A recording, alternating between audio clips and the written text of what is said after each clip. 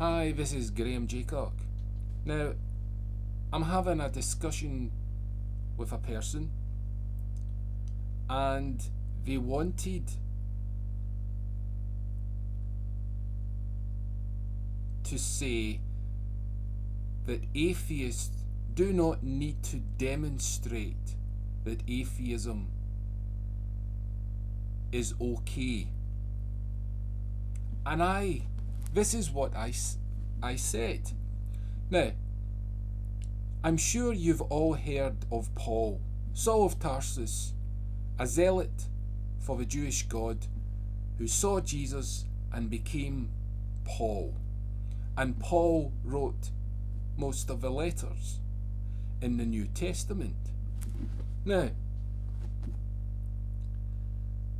this is the problem that atheism has to face. Atheism has not demonstrated that it is their right to indoctrinate people by their public confession of atheism.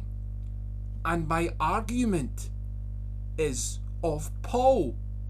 Now, 2,000 years ago, roughly, Paul was preaching, right? He was preaching to atheists, Greeks, believers, Jews, Gentiles, right? And those people, like what I get, say, you don't have the right to preach. And what happened? Paul got arrested, or the equivalent of it. And he had a trial. He had to go through questioning, was it the right of Christianity to preach to Jewish people or non-Jewish people and the Romans without upsetting them? And this is recorded in the Acts of the Apostles.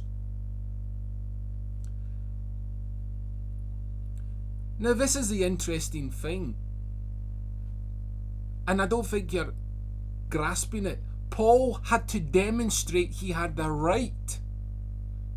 You see, atheism are all very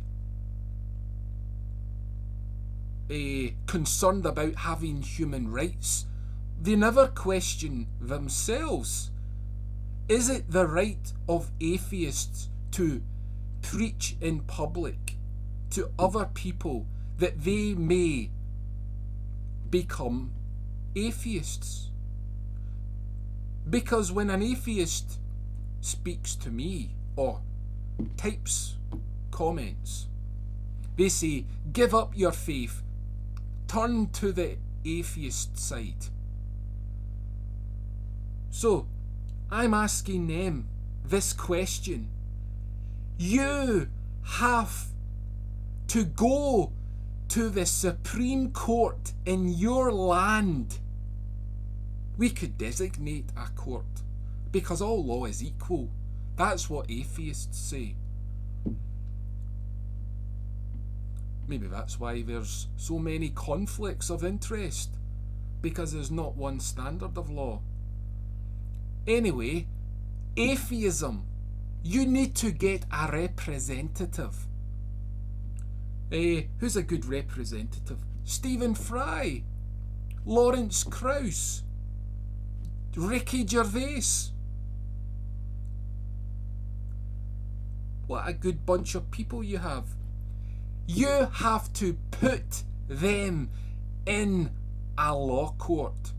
You know, a public law court where their beliefs are discussed and the judge decides, is it the right of atheism to preach to others, or will it conflict with how society will be harmonised without?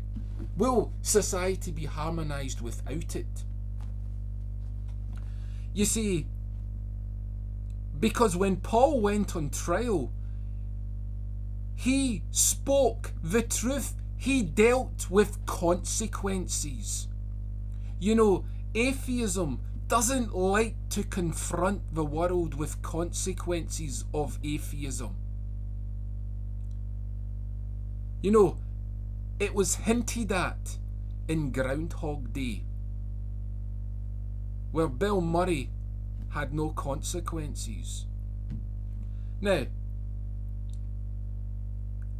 an atheist has to go and take an oath and have the confidence, have the courage, and have the arrogance to say to that judge,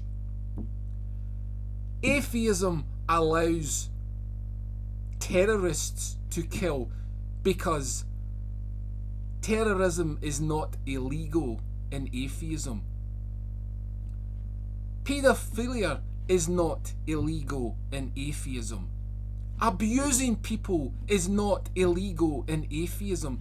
These things have to be aired publicly. You have to let people know the consequences of your belief, just like Paul had to do. And remember, boys and girls, Paul lived in the time of the Roman nation, a violent nation where, ironically, human rights were not given. So, do you not even have the courage to go into a court of law, even with the law behind you, and demonstrate the consequences of atheism? Because Paul had to demonstrate the consequences of Christianity. He said what things would be without Christianity, and he said what things are with Christianity. You see, when atheists debate, I've yet to see an atheist be honest. They talk about dealing with facts. Give me the facts. Atheists reason. That's what they claim. I don't see it. I will see it when you have a representative sitting, or rather standing, and taking an oath. So that's my request. I mean, surely it can be done, because Paul managed to do it. You have martyrs willing to be killed for their belief.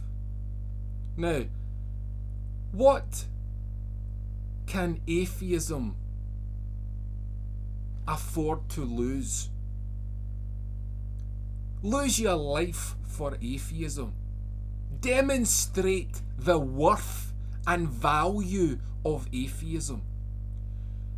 Because you're demonstrating to the world that education has value. Well, the education of the apostles.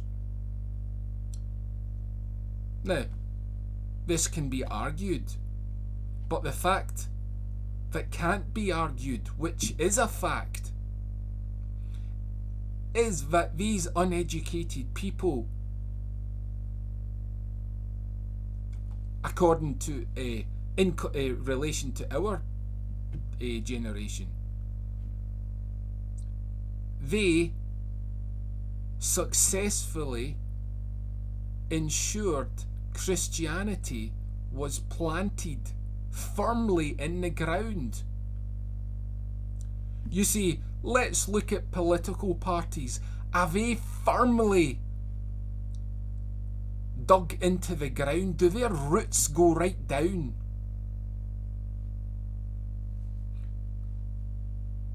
I mean, all these political parties over the different generations eventually change their values. And even in other countries, the same name has a different meaning. So I think the world is rather confused about what is good. Anyway, That's all I'd want to say on it. Have a nice day.